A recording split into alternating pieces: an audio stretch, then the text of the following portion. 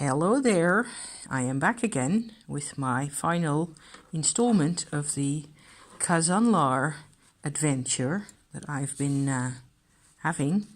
So I'm going to try and show you these cards one by one. I found out that they're based really quite strongly around the Oswald Wirth tarot. And all that's really easy to find on the internet. I'm going to watch Elle at Sacred Seeds video of 2 years ago about the Oswald Wirth, because it seems like, to me at the moment, it seems like the Oswald Wirth tarot is really sort of the Middle European, Central European alternative representation of the cards.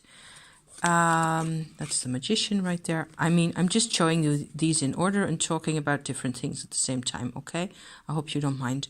The alternative to the Rider-Waite. I'm really interested in how it turns out that I can relate to what type of presentation. This is basically the same as the Oswald Wirth, except that Kazanlar has added he's done his take on the figure. So the clothes are almost the same, but the headdress will be slightly different and all that. And he's worked quite hard on also the faces and all that. I must remind you that, as you can see probably, all the black lines that you see here, I did, okay? I did those in pen and ink to bring out the figures as much as I can. One thing that struck me that Kazanlar has done quite a few times here, let me point that out using my old brush here.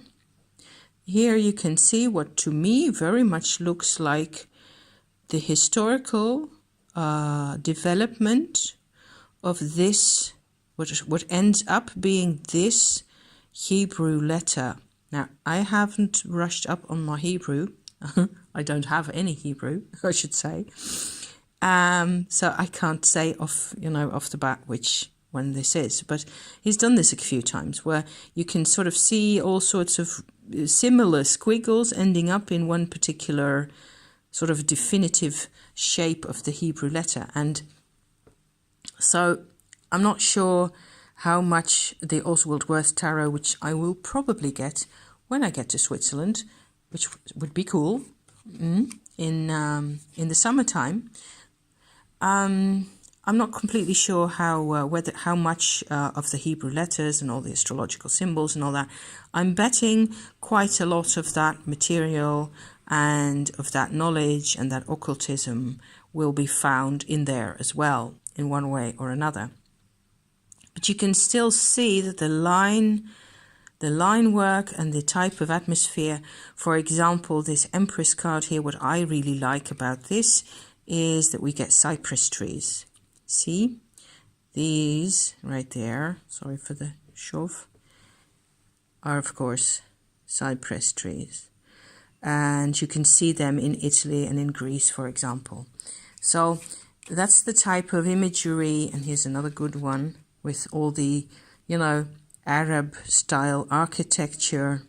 I love about this deck, everybody calls this an ecumenical deck, like mixing religions in a way that sort of gives equal attention to all. So there's Islam in here, there's Christianity, there's Persian beliefs, Indian beliefs and all that, Buddhism even.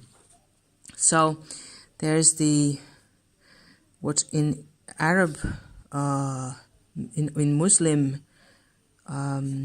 faith would probably be called the hand of Fatima, so the daughter of the Prophet, right? I have encountered this in Judaism as well as the hand of God. I don't know really for sure. It turns out I don't know anything. But I had a lot of fun, sort of. I printed them out from the computer, and at first it just looked, very messy, really. And I didn't, of course, I don't read Arabic, as I've said before, so I can't really pick out all the pretty Arabic calligraphy in all the corners. There's more than you can ever read in your life in here. But I did my best to, show the outlines of the figures and to sort of make or recreate my own version of this. This is the another thing that Kazanlar has changed. Here, of course, you get the prophet, le prophète, so not prophet, prophet, as the high priest. So accompanied by angels and in all sorts of ways. So, and he's veiled, and his steed looks to be a female. So of course there's a lot of mythological background to that, which Kazanlar just incorporates into this tarot, and that allows him to sort of use Oswald Wirth as a base. One other thing I was wanting to point out is right here you get the High Priestess card, and I really had to check another time, but it does say La Prudence. So he used, and in the Oswald Wirth it is Papessa, as we're used to from the Marseille decks. So it turns out the Oswald Wirth tarot was designed with a lot of Marseille background on that. So you get like this, how do you call that? Like a piling or a layering of all these different cultural backgrounds. I find that immensely satisfying, and it feels to me like I need that in a tarot, or at least half of the time. Okay, and I've always felt like there's a lot of that in the Rider-Waite, and it wasn't as easy for me to access it for some reason. And the same applies to Thoth decks and Crowley type. And when it goes off into the occult without anything I can recognize as my own, really. So for some reason, like I've gone into, there's another little cool point here. I just sort of also made this as an exercise in linking up with the cultures of my past lives, if you want to believe in that type of thing. It's just something that I feel very comfortable with, and I enjoy doing this type of work, and it made a lot of sense to me to use this. I found this exactly at the right time, which is another element, right? So I just wanted to point out here, I haven't got a clue whether the Oswald Wirth has got this as well. This is a fairly Marseille, or even Minchiati type representation. No, not Minchiati, Visconti. Italian Renaissance type presentation of the Lover's card. But we have here this little insert at the top. I don't know if you can tell, but it is really Adam and Eve and the angel as the first humans are being chucked out of the Garden of Eden, I think. I have not been able to find any PDF or other type of information or website. There's a website, Kazanlar has got his own website, but I have not been able to find a way to translate that from the original Hungarian into something I can actually read. So Hungarian is really beyond me. So I've put in a lot of gold ink. I hope you can see that. I was wanting to film this outside in the sunshine because of the, the lovely gold color. It's really an antique gold. I've got the pot right here. It is a Talent antique gold, really a textile paint. It's supposed to be used on textile, and then you have to iron it in. Was already outside, and I didn't realize that was what I had bought. So I took it home anyway, and I tried it out on a piece of paper, and it dried perfectly. So I didn't worry about it, and it doesn't come off. It's fine, and it's got exactly that, Yes, now we get a bit more sunlight coming from outside. You can really see how nice that gold is. So I'm just going sort of randomly. Well, I guess they're in order, of course. There's the chariot. This is another totally Oswald Wirth setup for the chariot here. Only we have, you know, Arab style architecture in the back at some point. Justice at number 8. The names are in French. So this is more or less what we're used to, right? This is another one that I find really interesting. The Hermit card. To me, he looks like a Sufi poet, like Rumi. So a lot of reading Rumi poetry and, you know, things around that type of philosophy or way of thought sort of informs how I look at this deck. It has got a lot to do with the beginnings of individualism in an emotional approach, and religion also being all about emotion. That type of thing sort of really appeals to me. This is the Wheel of Fortune with a interesting, to me, looking, here we go, all this Egyptian make out like that. And this is also some type of, looks like a water wheel of some sort, possibly. This, then again, looks very much like a Celtic type dragon. I don't know where it comes from. Kind of cool. Anyway, what else have we got? Oh yeah, this is also funny. La Force, strength card. It's got 3 arms. 2 to hold the lion, that I sort of picked out in gold. I hope you can see that. And another one, and this is a type of card with the column that she's holding like that. That's actually also the type of strength cards that you will find in the Minchiate decks. So for some reason, all this to me looks very much more like it is related to all sorts of other decks. And maybe that's the difference, really, that I can see how this kind of ties in with with Marseille and with the Italian Renaissance decks and all the rest of that stuff. This is also a good one. This is Death.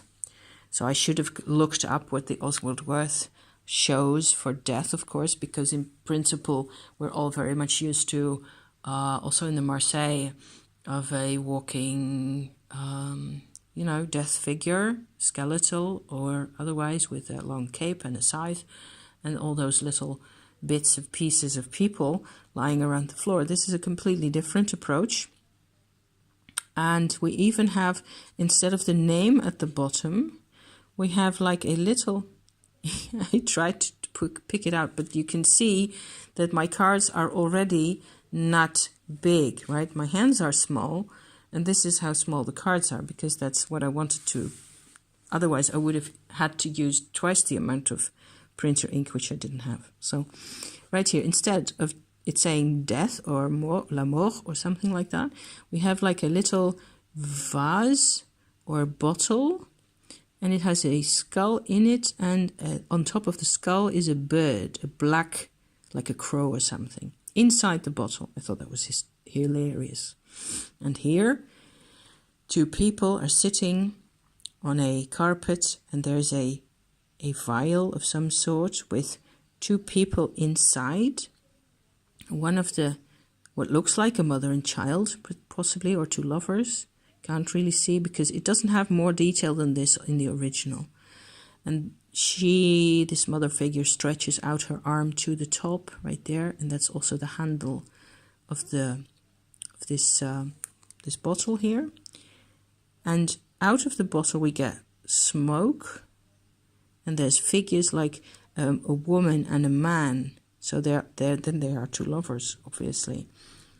And from there, an old man and a path. So like the vision that these people are having. It looks quite trippy to me.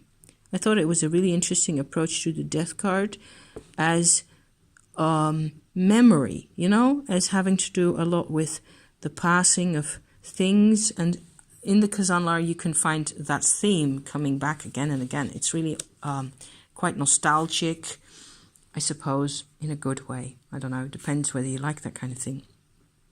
Tempérance, very much what we're used to. This is also very much an Oswald Wirth version of the devil, you know, with two little devils. And this is where I first got to do a bit of research about the Kabbalah, because here, let me pick up my little brush again. So these are the actual 16th letter of the Hebrew alphabet. This is the actual 15th letter of the Hebrew alphabet. And so they've sort of managed to incorporate, that's how the link, I think, that's how the link between Tarot and Kabbalah really came about, is that somebody, probably Eliphas Levi, or one of those people in the 19th century, first figured out that it made sense to use the letters of the Hebrew alphabet and what they meant, and all that knowledge that was linked up to that alphabet, really, that you could link those up to the tarot cards, and that it just kind of exploded, I think. Everybody was really sort of really excited about how that made a lot of sense, and you could use that in all sorts of ways. So there are Hebrew letters everywhere, and from, in a sort of a parallel way, you get all these astrological and planetary symbols, like here. Here he says Kazanlar has made this to be les étoiles, so plural, the stars. It is a plural instead of a singular, what we're used to. And there's a Venus symbol in the top, in the middle of the biggest star over her head. A lot of recurring themes, feet on land and feet in the water, pouring water into the water or on the land, that type of, you know, symmetries and things. Classical moon card. So can you see the gold? There's lots of gold. I love that. I had a lot of fun making these and picking out the gold. I also put gold on the sides, on the, I don't know if you can see that. It actually has, the backs I didn't do anything special with, because I'd like to have some type of a, some type of a, see, now you can see a bit of gold right there. Some type of, what do you call that? Sheesh. Where you can have the same shape that comes back again and again, see? And easily just paste it over with ink or with some type of paint or something. Sun card with zodiac signs, much more Indian themed again. And Judgment. There's, I seem to recall some type of representation of angels with multiple wings in, I think, in Judaism. I'm not sure. I have seen it somewhere. Can't remember. And the world card with the 4 angles of the world, the 4 corners of the cauldron. Lots of fun. Great fun. And this, to all intents and purposes, to me looks like a mid-yard snake. And that's, of course, a piece of mythology that doesn't really belong in here. So it'll be either Kazanlar just did what he wanted, or there will be possibly a good reason for him to put that in there. Makes sense always. It always makes sense, doesn't it? Sorry for the washing machine noises, people in the background. I have to do laundry at the same time. So the 2 querent cards, male and female. Male is more Persian Arabic type, and the female is more European-like. And they both look, which I think is kind of cool, they're made to look rather like rich people, of course, obviously, both of them. As if, you know, if you're using these cards, you're supposed to think of yourself as a well-to-do, respectable person. That's something that I thought was cool also. Ace of Pentacles. So I should really get me an Oswald Wirth to compare this to see how much he has put into this deck of himself, Kazanlar, because these presentations of and the scenes that he's using, really. I think they're quite special. This isn't something, the dervish, the whirling dervish, isn't something that you will find anywhere else, I think.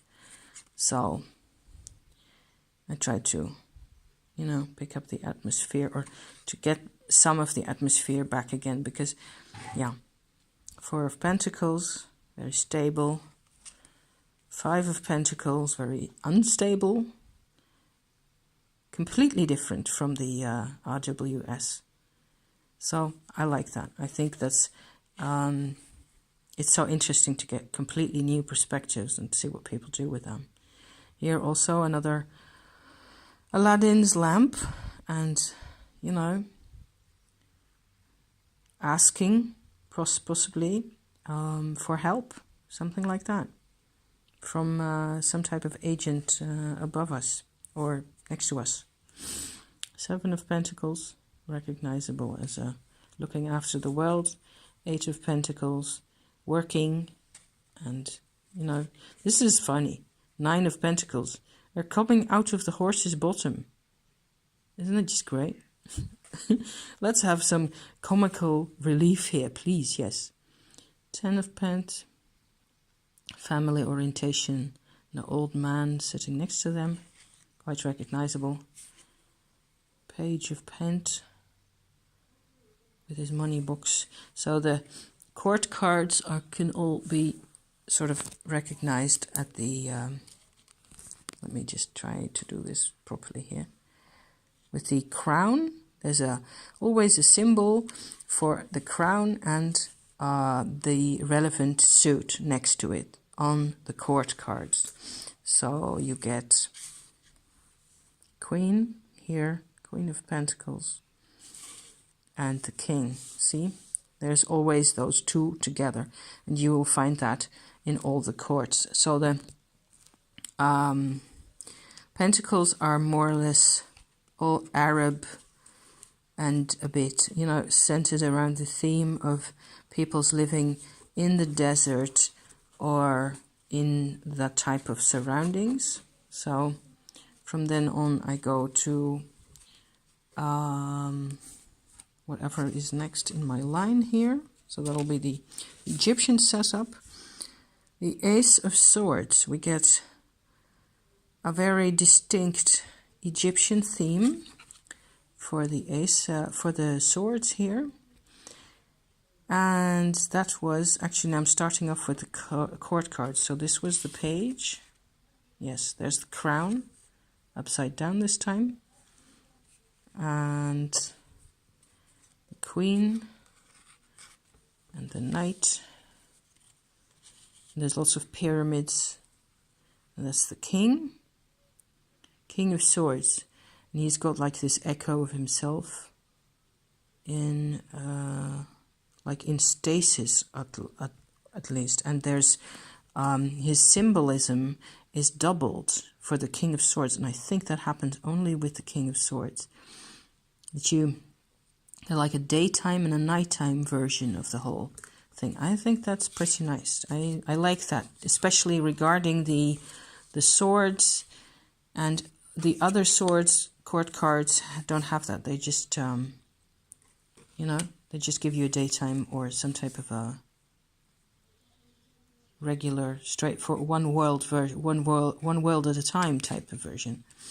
Whereas this is the only card that has got this double existence, like. Okay, so we go into this is the ace then.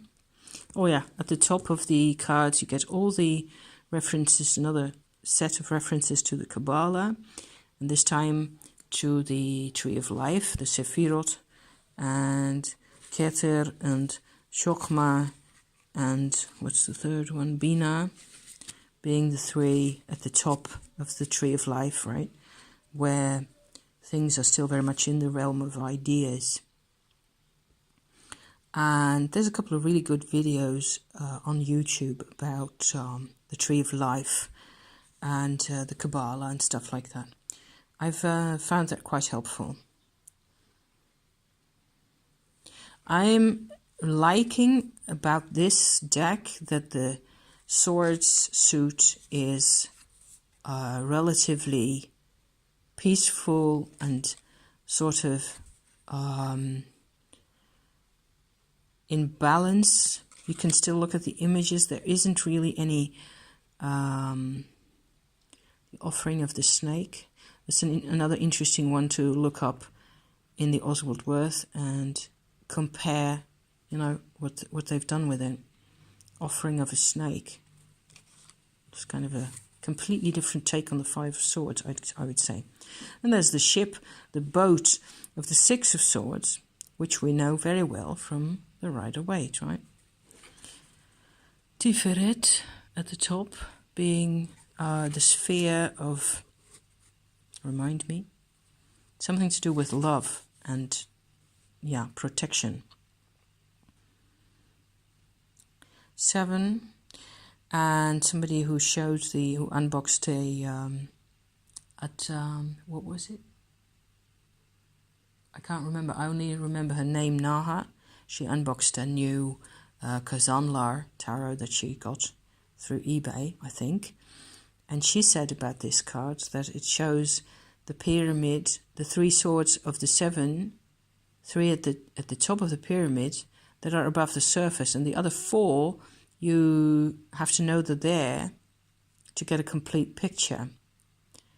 And normally you wouldn't be able to tell because you only get to see the 3 at the top of the pyramid above the surface, right?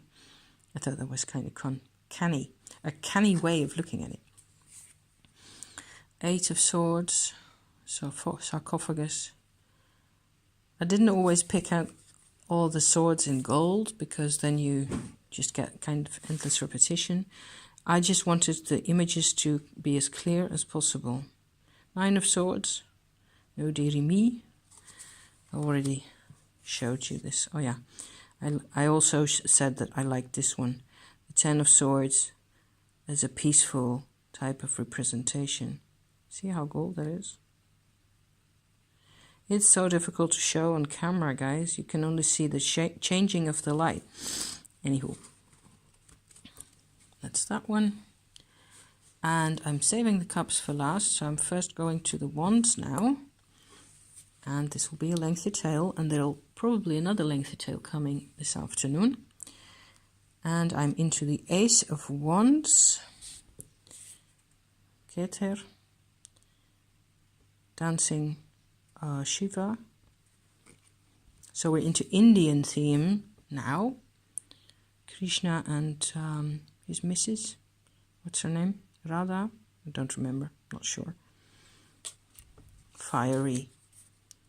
The fire element is represented by Indian figures, Indian themes. This I don't get so much. 4 of Wands. It's got all sorts of activities and it looks very smoky and can see the 4 figures. 1, 2, 3, 4, like so. I don't know. So you can still think about that and do with it what you like. 5 of Wands, yes. Also quite an interesting take on that, I think.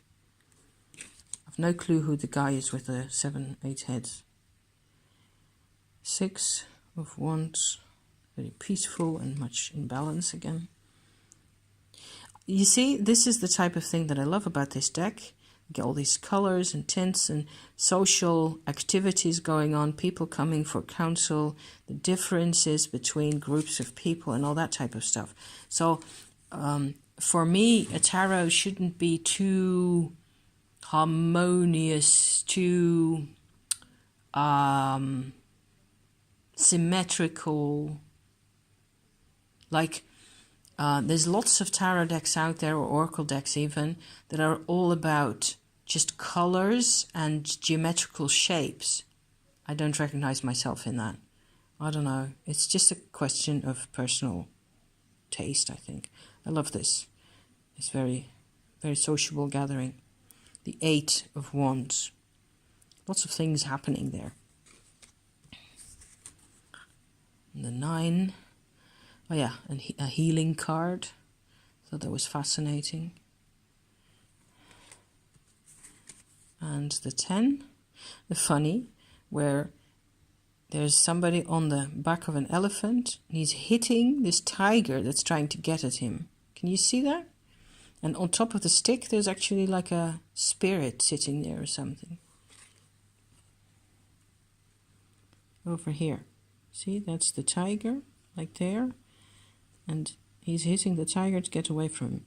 Kind of an interesting... There's a story behind each and every one of these, of course. And I don't know them, so maybe I'll be able to... It'll be like, oh, 10 years later, you read a story and you go, oh, that's what they were going on about. So we're into the court cards again. And then it says En Sof at the top. I don't know what that means. It's one of the Tree of Life elements again. All the court cards have En Sof, all of them. Knight is, I painted the elephant in gold this time for the Knight of Wands. Quite a different approach. It would be so cool to do like 10 different decks and then, just pick out the Knight of Wands in each and then see what they've done with it. Queen of Wands, quite motherly. He's got his presentation of the genders is fairly, let's say, male-oriented, potentially. It's slightly conventional, yeah. So then again, in the cup suit, we get most females, like this, the Ace of Cups. And this is the Hungarian, Eastern European themed suit, and I think they're just adorable, most of the cards, because they've got this movement and like this dancing, and all the costumes are great, and you get really a sense also of the movement of people. So people are traveling, and that appeals to me no end, of course. So it's like... lots of themes from folk style embroidery, this type of thing, and the roses and all that. I'm not sure about this statuette here. That looks like a statuette to me for the Three of Cups. This is where we get a bit more personal again.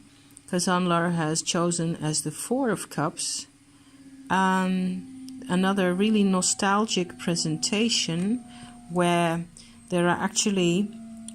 two paintings here. There's this old man in the middle with this nice outfit, and there's a painting here on this side which might of course be either his son or himself at a young age and a younger age.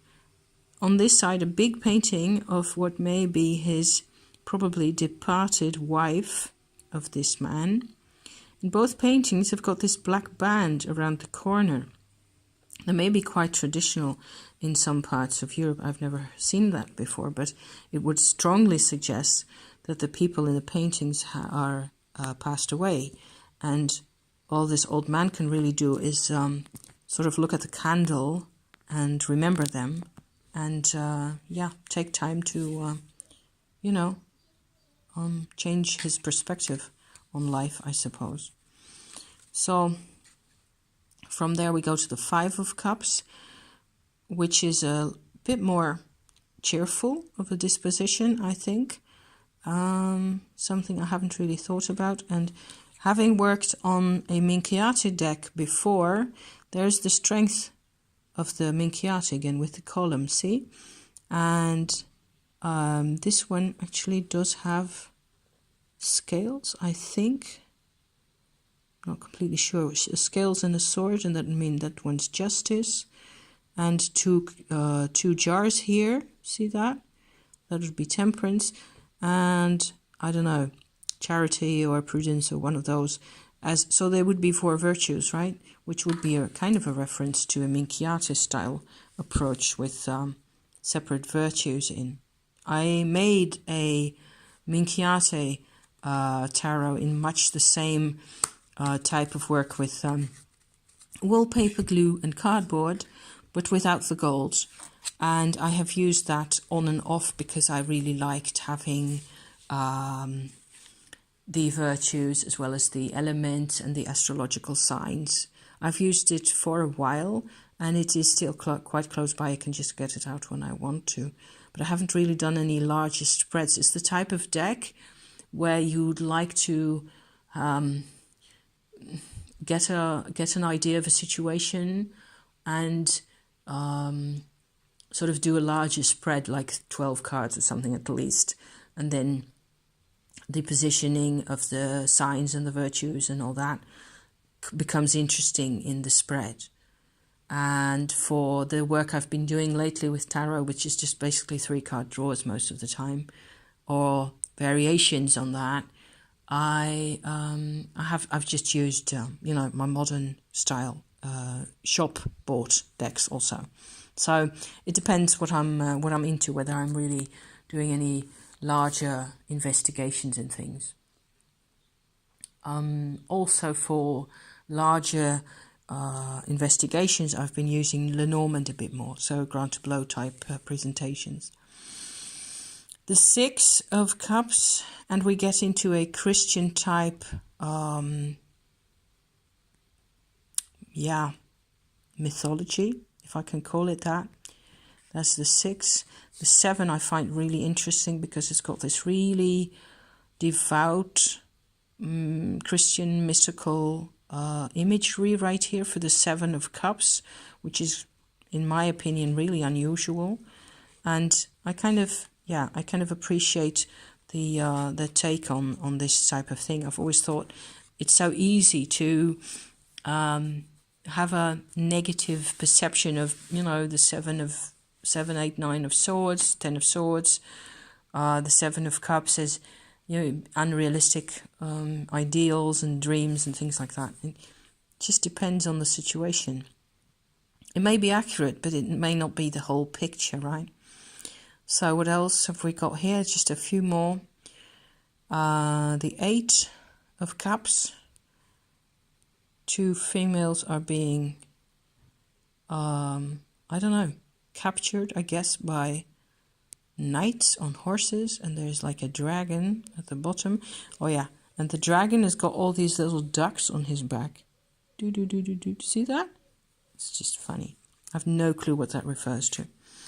So onwards, 9 of Cups, very happy, party-like, festive situation with flowers. Lots of the flower motifs in here are really from embroidery on Hungarian folk costumes. That's just great stuff. What have we got here? 10 of Cups, and just a couple more court cards. Page of Cups with these two dogs that he's abusing that makes no sense whatsoever. Just have to figure out what that is, really. And the Knight, very old school folk type, I don't know, wood carving or some such. You can see the gold a bit better. Love this Queen of Cups. And that's the crowns. I was in a earlier video I was talking about these crowns with these little pendants at the bottom. Those are really historical artifacts. Gosh, 38 minutes. I haven't got any throat left, and I've got so much more vlogging to do. And the King of Cups, you guys. Thank you so much for tagging along. I hope you like my cards. I hope you don't hate me for, making my own. This is a deck that's really hard to obtain. I will work with this. I've already worked with it one time, and I had a really nice 3-card draw, and I like having, different options for whatever it is that I want to do. And for some reason, having a different type of atmosphere really works for me. So after I'd done all the inking and the gold paint, I put over a layer of spray varnish, and then I rolled them up in a piece of, in a handkerchief with some amber perfume, amber attar from a supplier that I got. And then I took them back outside also to sit in the sun a bit because of the varnish getting that smells really bad. So You want some other type of smell to associate with this type of stuff. Thank you for watching, you people. And that'll be it for now. And we will move on to other things. See you soon. Bye bye. Thank you.